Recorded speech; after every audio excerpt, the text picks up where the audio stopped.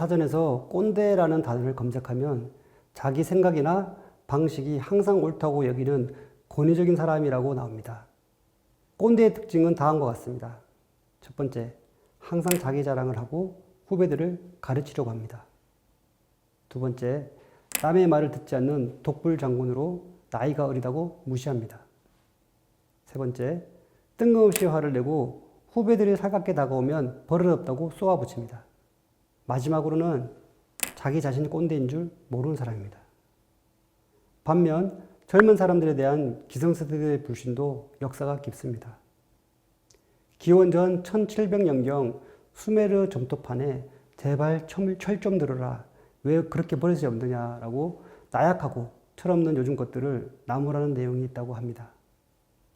중세시대 스페인 사제였던 알바루스 펠리기우스는 요즘 대학생들을 보면 정말 한숨만 나온다라고 한탄했습니다.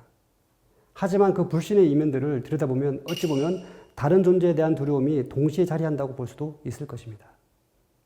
이런 꼰대 마인드를 가진 사람들은 자신 스스로 삶을 위축하고 제한해버립니다. 우물한 개구리를 자차기에 삶의 다양성을 키우지 못하고 고정관념만 늘어 종국에는 고집불통이 되어갑니다. 이런 사람들은 절대적 용어보다 중도적인 언어를 사용하는 연습이 필요합니다. 이건 절대적인 것이 아니야.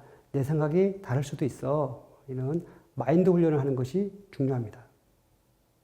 무엇보다 이런 사고에 스며들지 않기 위해서는 나이가 들수록 계속 공부를 해야 하는 이유이기도 합니다. 리더라면 조직 생활에 많은 경험이 있을 것입니다. 그 경험을 후배들만 지적하는 수단으로 사용할 때 바로 꼰대가 됩니다. 반면에 후배들을 도와주는 수단으로 사용한다면 존경심을 받을 수 있을 것입니다. 젊은 세대와의 효과적인 소통 방법은 그 세대들을 있는 그대로 인정하는 마음에서 출발합니다.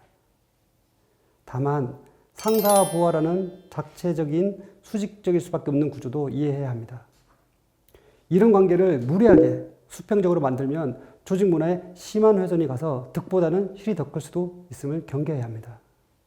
2015년에 개봉한 영화 인턴을 보면 70세의 주인공 로버트 드니로는 자기 자신보다 어린 최고 경영자 앤 해서웨이가 있는 회사에 인턴으로 취직하게 됩니다.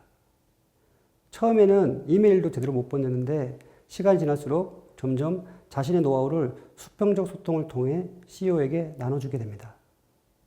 이 영화의 부제가 경험은 결코 늙지 않는다라는 것이 우리 리더들에게 주는 시사점이 크다고 생각합니다.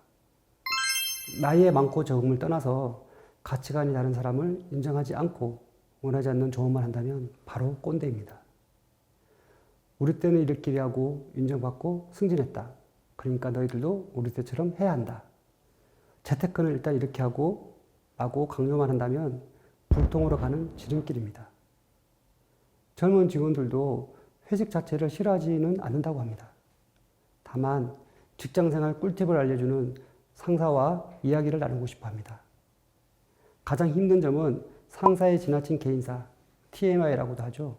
업무적으로 만난 직장에서 상사와 개인적인 정보를 여과 없이 공유하고 싶지 않기 때문입니다. 저렇게 우아하게 늙고 싶다. 한국 배우 최초로 오스카상을 탄 배우 윤여정을 두고 젊은 사람들이 이야기한 것입니다.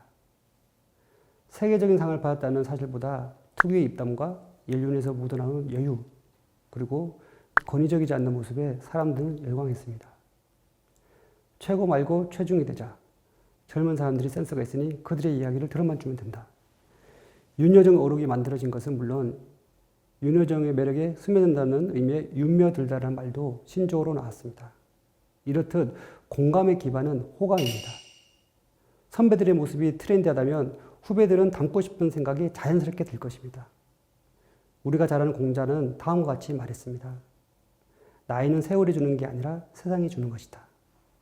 젊은이는 자기 자신을 통해 세상을 바라보지만 나이 먹은 사람은 세상을 통해 자기 자신을 들여다본다라고 말했습니다. 결국 나이나 전통 그 자체가 중요한 것이 아닙니다. 다만 초연결 시대에는 정보의 방향이 완전히 뒤바뀌었습니다. 이제 학교보다는 온라인에 더 많은 정보가 존재합니다. 손바닥에 있는 휴대폰을 통해 24시간 우리는 전 세계와 접촉할 수 있습니다. 바야흐로 어른이 아이를 모방하는 시대가 되었습니다. 자식이 부모를 가르치고 상사가 후배에게 배우는 시대가 되었습니다. 이런 냉엄한 현실을 쿨하게 인정하고 그리고 시대에 뒤처지지 않는 멘토가 되기 위해 자기 개발을 게을리하지 말아야 할 것입니다.